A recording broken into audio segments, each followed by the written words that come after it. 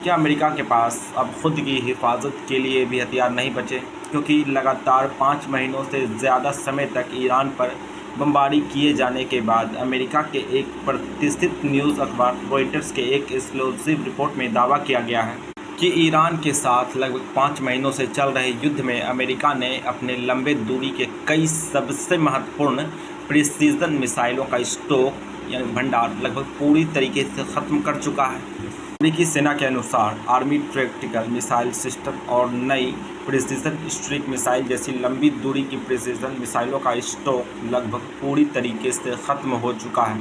Report में virtually old इस शब्द का खास करके इस्तेमाल किया गया है और कहा गया है कि जो हथियार जिसके बारे में बताया जा रहा है वह पूरी तरीके से ख़त्म हो चुका है। रिपोर्ट के अनुसार अमेरिका का जो सबसे महत्वपूर्ण एयर डिफेंस सिस्टम मिसाइलों में से एक है, उनमें अमेरिका के पेट्रियट एयर डिफेंस सिस्टम, उनका लगभग 65% उनका जो मिसाइल स्टॉक है वह पूरी तरीके से ख़त्म हो चुका है। और इतना ही नहीं, उसके जो दूसरे सबसे अहम एयर डिफेंस सिस्टम जैसे थर्ड एयर डिफेंस सिस्टम है, उसके 38% मिसाइल स्टॉक ख़त्म हो चुका है। और इतना ही नहीं, अमेरिका का जो सबसे ज़्यादा यूज़ किए जाने वाला टोमाहोक मिसाइल, ये वही टोमाहोक मिसाइल है जो ईरान के मीनाब स्थित एक स्कूल पर गिराया गया था, जिसमें 168 से अधिक मासूम बच्चों की जान चली गई थी।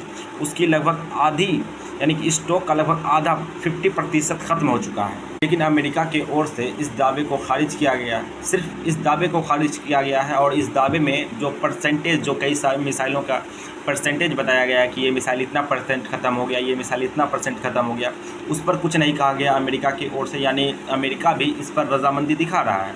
यही कारण है कि अगर भविष्य में चीन या किसी अन्य बड़े प्रतिद्वंदी के साथ संघर्ष होता है तो अमेरिका की सैन्य तैयारी प्रभावित हो सकती है, क्योंकि इन हथियारों का उत्पादन बहुत तेज़ी से नहीं बढ़ाया जा सकता है। और यही कारण है कि जो लगभग पिछले 5 से 6 महीनों से जो अमेरिका और ईरान के बीच मिडल ईस्ट में एक भीषण जंग छिड़ी हुई है, यही है कि बीच बीच में रुक करके फिर चलता है, फिर रुक करके फिर चलता है। यही कारण है कि अमेरिका के हथियार गोदाम अब खाली हो रहे हैं हथियार से।